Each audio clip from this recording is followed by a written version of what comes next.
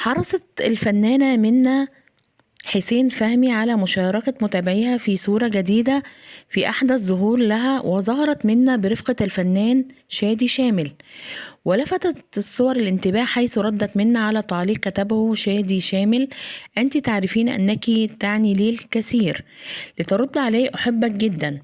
وعلق الجمهور متمنيين لها أن يتوج هذا الحب بالزواج.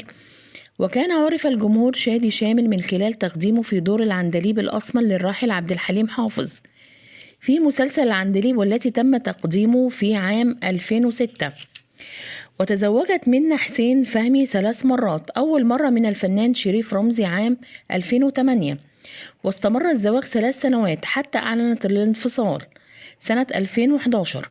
وفي المرة الثانية عام 2015 تزوجت من الفنان أحمد فهمي، وأعلنوا الانفصال 2018 بعد زواج دام 3 سنوات. وتزوجت منى في المرة الثالثة من المحامي الشهير طارق جميل سعيد، وده كان في يوليو 2018. وتم الحفل على البحر في الساحل الشمالي، وأعلنت انفصالها عنه من خلال سؤال إحدى المتابعين عندما سألها عن حالتها الاجتماعية قائلة: مطلقة والحمد لله.